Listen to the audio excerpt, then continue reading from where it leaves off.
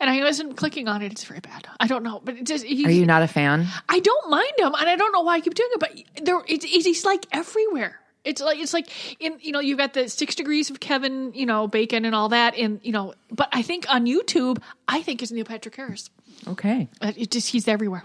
Sorry. No, I saw that on your Facebook this morning and I'm like, Colleen, are you okay? Yeah, no, I was looking at something else. And then I looked, you click on it and then you go to that YouTube channel and then you glance down and there's a Neil Patrick Harris video. And it's totally unrelated stuff most of the time. It was, I haven't confused by this. Been victimized by that phenomenon yet.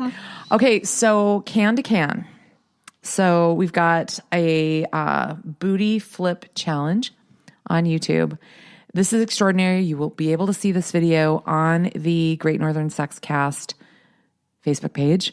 A girl flips a pen using only her butt into a can. Now, if I were to throw with my hand, with my best hand-eye coordination and motor skills deployed, I don't know if I could hit that can. No, I miss a trash can that's 2 foot away. So there's that. So that's talented buttocks. Yeah, and it's on YouTube, and now it's become a thing, and everybody is, Is she wearing just like a thong? No, she's wearing tight, actually like leggings, kind of like legging things. Yeah, no, she's fully covered. Oh, okay. But it's kind of amazing. Yeah, it's out there. Oh. So would you say that Adele is kind of an LGBTQ sort of champion? Yeah, I mean, I think she's been fairly open in tweeting support and lyrics for songs and stuff like that. Rather, sort of an all-inclusive sort of lady. I mean, I don't own any of her music, but I don't turn it off when it comes on the radio.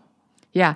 Well, she's kind of, I keep seeing story after story where either intentionally or inadvertently she has, put out support for or done things that have really rallied, that particular community. Well, this last Sunday, and she is such a freaking preposterous megastar now. So she had a meet and greet and they brought these people up, and this was in Australia.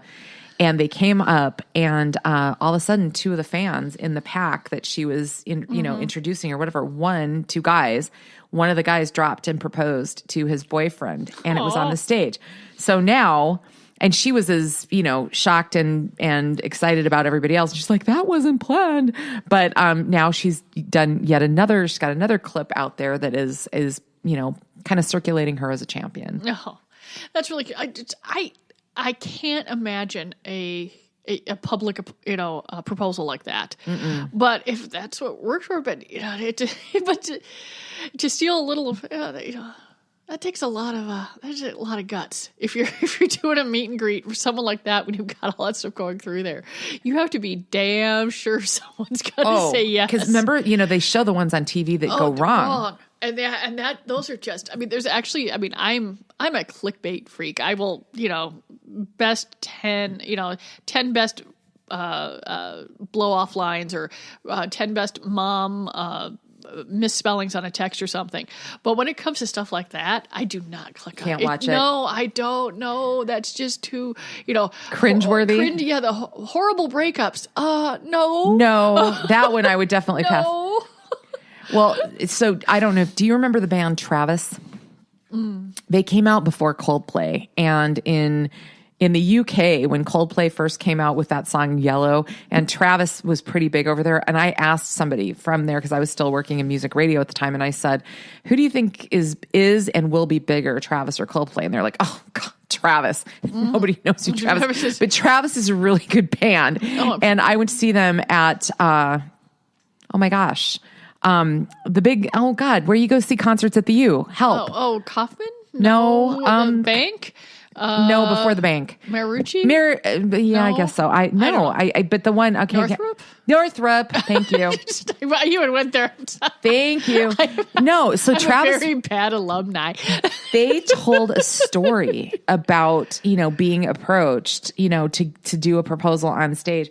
And the lead singer was hysterical. And he's up there, and it wasn't that night. It had happened in the past. And he was up there And he was telling the story, and he said the girl, the guy asked him, and he said, we backed up, and, oh my God, they have very, very thick accents. And he's like, there was just this pause, and the lead singer goes, and I was going, shit, And so, these very, yes. Oh my God. Oh, it just, I've put on costumes, I've performed, I've done things, but to just put yourself out there and without hiding behind anything is frightening to me. Mm-hmm. Yeah, no, it is. Have you ever caught, I believe this is a Showtime show, Billions? Have you seen that? No, I don't. Yeah, I don't have Billions. You don't do that? Okay. Mm-hmm. So I've watched a couple episodes, and the actors that they have in it, it's a killer cast, if I do say so myself, but I have only seen a couple episodes from the first season. It's gotten quite popular, and there is an actor, well, we'll refine that in just a minute, Asia Kate Dillon. She is the first gender non-binary character on a mainstream television show. Okay.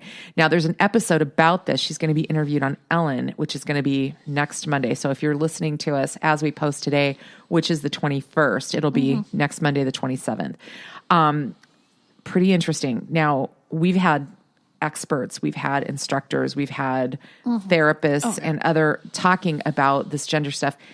And this is confusing for everybody. Oh yeah. Like even like the really deep professionals. So this gal is going to go on, and she says, okay, not only am I gender non-binary in my life, I'm getting to play that character. And she uses the singular pronoun they. This is going to be the hardest one, I think, for people to adapt for, because it really, not that you don't want to properly acknowledge, but how hard that's going to be. A new vocabulary is being created, and it's a wonderful thing because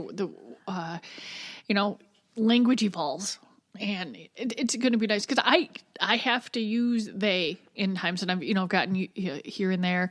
I deal with plenty of and I just if I make a mistake, I pause. I use the correct word, and I go on. And it's but for the most part, it just it's just practice. But it is really tough, especially since it was hard. Folks didn't like going and using the word Ms. And really, yeah, and I still get called Mrs. every now and then. And I did too recently. It pissed me off. And it's only, and honestly, I think it's really only.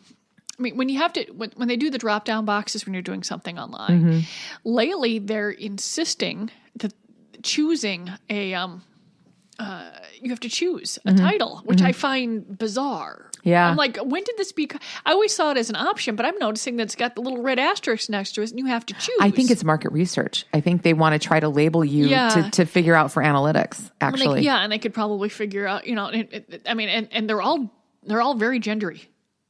Yeah. Yeah. So they're trying to figure that out too, because if you can't figure out from a name what somebody else is, they're making you do that. But I'm like, okay, Ms. Because I'm not Mrs. But I have never been called, Ms. Bertino. They all sound wrong to me. It's all my mother. You know what I mean? I just, putting a title. If I had gotten a PhD or if I'd gotten, been an MD, I could see putting a doctor in front of my name. But the other ones, I've never felt comfortable with. So it's just weird. Are you saying, well, your mother doesn't have a problem with the fact that you chose not to marry, or that you have not married, does she? Well, if she does, she's gotten used to it by now. Well, yeah, but and was were your parents on board with your decision to adopt your child? They had reservations, but of course then I came home with, the most adorable baby, so I took care of that. Okay, so that was done. Yeah. So, so you've done your own thing, and they've been fine with it. Okay. Yeah, but it just, I never, if I don't have to choose one, I don't. I just find it weird. Yeah. There isn't anything in that list that I think is me. Yeah. Well, it's because I think one of the things is that Ms. is too close to Miss. Right. And I don't like the fact that there is one, it's like Mr., and then there's 4 options over here, 3 options, Ms., Miss, or Mrs. for women. I would like there to be one option. And I think it pisses me off that there's one option for guys and 3, and it says more about me than, it could be, any guy can be a Mr. Yeah. I mean, past the age of like 16. Well, okay, let me throw this out there for just a minute. Like when I was married to a doctor. Okay. So we got stuff all the time, Dr. and Mrs. And then his name. And I'm like, okay. I would look at these things and go, does this bug me? I'm trying to decide if it bugged me, right? And I'm like, well, let's see.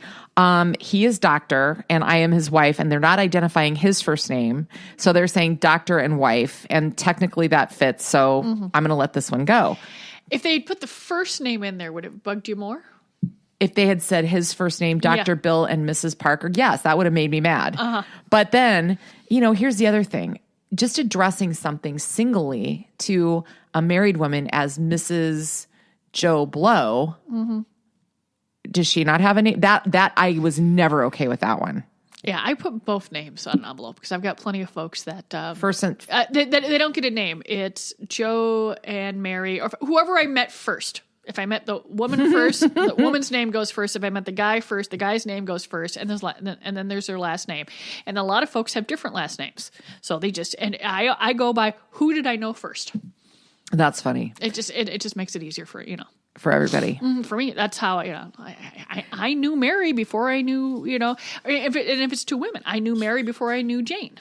I mean, that's just how it works. And it's whoever I knew first. And that's your own personal filing system. And Emily Post has no business telling you what to do in that arena. But that's really interesting because, it's funny. Some of a couple of my really good friends that got the pleasure of getting married, a lesbian couple, and they've been married for like 3 years now, which is hard to believe because I remember one time we were at a lake association meeting. This is for our cabin. And one of them is on the township. And she, after we did our little lake business, she threw a plug in for her reelection. And then she also asked us to vote no. Remember when the initiative was coming up? And she explained, we've been together 10 years. We can't get married. And she very courageously put a plug in the middle of a bunch of very Lutheran people. And I was like, woohoo. Well, vote no passed, that. And they've been married, for a really long time. And it's funny because they didn't change their names. And I asked them about it.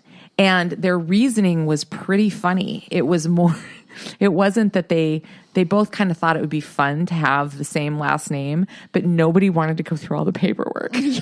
It is, yes. I thought that was hilarious. And they're like, oh, I was doing getting my license tabs the other day, and there was a couple coming up, and they said, okay, you get this, and then you come back and you do this, and I'm just listening, and I started hearing Charlie Brown, wah, wah, wah, and I'm like, oh my God, that sounds horrible. Why would you change that? Especially if someone has, and it's male or female, if you get your identity base, it just changing gets really weird. But other folks do it. They're fine with tradition, and that's fine too. But I don't. If for some miracle I made, there's no way in hell I would change my name. Not at this age. It just would no. But really, the paperwork thing would be. I ain't doing that. Passport and more. Just everything. No, it's enough of a pain in the ass to get a new credit card and to call everybody up and give them the new number for the few automatic withdrawals that I have. Yeah. To think about the crap I would have to change if I had a different name. Oh, no. It's funny. When I got divorced, I had a very unconventional married name because I was a public personality at the time and I needed to somewhat mask my identity. And there was a lot that went into it. And I did I had my ex's last name inserted in my name, but it wasn't traditional. It wasn't hyphenated and I didn't take his last name exactly. But when I removed it, he said, well, aren't you going to keep it? Because your name is so cool. And I'm like, no. It was kind of funny. No. And it's everybody teases me because we still talk and hang out. And they're like, really, you're friends with and I'm like, yes, I am. Whatever. Okay. So this is, I don't know why I find this funny because I guess I expect this not to happen in Britain, but it does. Okay. But there's a story about the perv capital of the UK. A dubious honor. Oh, yeah. So, and how do they choose this? The highest levels of flashers and peeping Toms. Okay. In the county. So, Swindon, if you've ever been there. And this is according to what would be I'm sure they can just look at records. They've got 1 through 5. They've got them ranked. Westminster's in there. It's number 5. But they said, according to the latest figures, 94 cases of people exposing themselves or spying on others in that town over a 1 year period of time. But that